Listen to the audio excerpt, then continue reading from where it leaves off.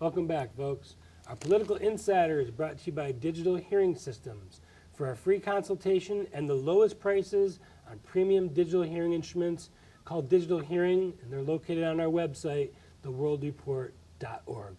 Clinton allies scrub negative Benghazi documents. Christie holds hands with Nancy Pelosi. Mary Landrieu's Travelgate, and one Democratic Senate candidate's latest ad campaign, she's not Barack Obama. The Democrats seem to be a little bit nervous coming up to these midterm elections, and probably likely they should be. Mary Landrieu is in big trouble in Louisiana. She was the one that did the Louisiana Purchase for Obamacare. She's got the whole travel expense nightmare coming up on her right now. But I've been hearing from a lot of conservatives that maybe it would be better if the Republicans didn't take the Senate. That way they wouldn't have amnesty coming down the road from John Boehner and Mitch McConnell. I think that's stupid. I think getting the power of the Senate is very, very important to the next president of the United States. I think to the next president of the United States, which will be in 2016. I think whoever makes statements like you said are just being silly, because the thing is like saying, well, it's better let them have the Senate.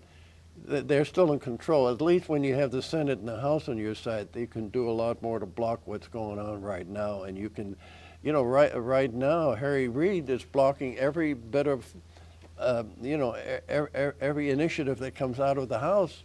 Never gets voted on, and then the Republicans get tagged with a brush at their do-nothing Congress.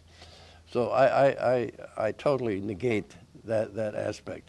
I think the only thing that the Republicans have going for them is the fact that they're not Democrats. That's about it. That's the only. You can't say anything positive about them. I'll tell you. Say that you know who is the best weapon that the Republicans have is Barack Obama, who's in the 30s right now as far as approval. And if you didn't have a complicit media lapdog cuddling up to him, he'd probably be in the teens at this point. Well, I think they are running as fast as they can from him, because, you know, newspapers, TV stations, websites also realize that they have to live after he's gone. He could care less about them, but they're beginning to make noise like they're trying to separate themselves. That's why one of the reasons why the Hillary bandwagon is starting to be getting a lot of publicity, because they want to show now they're more Hillary rights than they are Obama rights. And so they can also say, well, we made a mistake in 08. We should have went with Hillary. So this time we've got to go with her. That's it. Now, her allies, there's some people, high-ranking people in the State Department, that are reporting that she's had a lot of the negative Benghazi documents scrubbed. Well, I'm sure she has. From public view. Listen, she got rid of Vince Foster, so that's nothing new. Yeah, that's just the beginning of it. You look at Ron Brown and all the other guys. You got it. But do you think that Benghazi comes back to Hillary? Do you think this sticks with her? I think it does. You know, I'll tell you, the American people have been so imbued with negatives of things. And these guys in the Democrat Party figure, you know, everybody's going to forget about these 5 murdering scum that were let go for a deserter. They're going to forget about IRS. They figure that people today have become so benumbed by all these negatives that they're not going to be an issue when the next presidency comes up. I think that's what they're counting on. Speaking of the next presidency, Christie's holding hands with Nancy Pelosi. If that doesn't tell you everything you need to know about Christie and what he'll do to gain power, well, or to keep power. I want to give you credit for bringing that up very early in the game, and you were absolutely right. This guy's turning out to be a big phony, and he has no chance of being the nominee. We also have Senate Democrats that are trying to push amnesty. They're not sure if they want to push it before the elections. I'm sure they're not going to. It's going to happen after the elections. Of course. What kind of negative impact does that have on the Democrat Party? Or do you think it emboldens them by bringing in 6, 10, 12, 14 million new voters? No, look, we're now at the end of September. The election, the midterm election is on November the 4th. Nothing's going to happen between now and then. Nothing. That's why Obama made very sure that he wasn't going to take any action because he knew that it would only create negativity.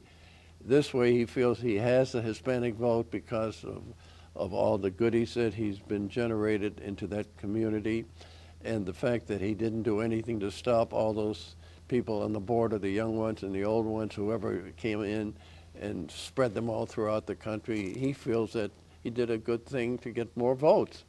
So they're not going to do anything. And if you look at where a lot of these people got transferred to, they happen to be in red communities Absolutely. that are being blued down.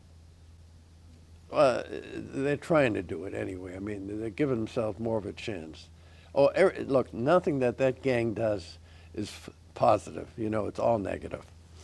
If the Republicans do take over the Senate, what difference will that make in terms of what they can do and can't do? When you've got a president that uses his pen and his phone to basically do whatever he wants to do. I think it'll be more of a, if you'll pardon the expression, what they used to call a Mexican standoff. I mean, I think there'll be more chance to block what he's doing. If the Senate and the House work together against him, he's going to have a much tougher time to use executive orders to get his way. And you know, the complaint is that nobody ever gets anything done, but that's the way the framers founded our system, was that they wanted gridlock. They wanted gridlock, exactly. Because they knew that there'd be totalitarianism and there'd be this idea of, I'll take matters into my own I've said hands. this before on a previous show. We had 3 million people at the time of the Founding Fathers held forth in 1780. We had more leaders there in spades than we have now today with 320 million people. But we also didn't have a lethargic population that basically you've got 90 million people not working, but none of them are not eating. No, they're all true.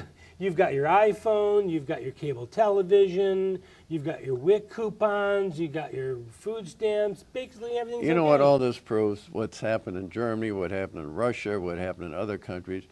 If you are smart enough to inveigle the population, you can finally get the job done, and people never knew what happened. And suddenly they realize they're now nothing but toadies for a dictatorship. And I think that we do have a soft form of tyrannical dictatorship going on. Oh, no question right now about it. between our. We've had a coup, a bloodless coup. A bloodless coup. Take over of the United States of America. Oh, absolutely. I think it's not, I wouldn't even call it soft. I mean, it's when every agency that's out there to stop fracking, for instance, EPA to me is a Gestapo. They have their own people that can impose their will on whatever they want to impose their will on.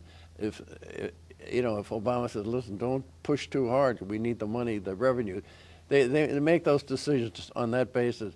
But the point is, every agency today can get done whatever the president and the White House wants to get done. By regulation, by regulation, fiat, basically. yeah. And it's interesting to me that when you talk about the EPA and environmentalism, what a great tactic to use. We're saving the environment. You can't prove that you're saving it or doing anything to it. And you're looking at 100 years from now. It's a brilliant tactic.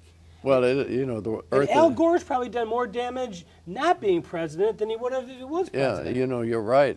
The Earth is 4 billion years old. It's gone up and down, and when the average person talks about CO2, they don't realize CO2 is necessary for the trees to survive. It's necessary for everything. And if we got rid of all of our cars and went back to horseback, the flash lamps would be even worse for CO2 than with the cars. So we need to take a quick break.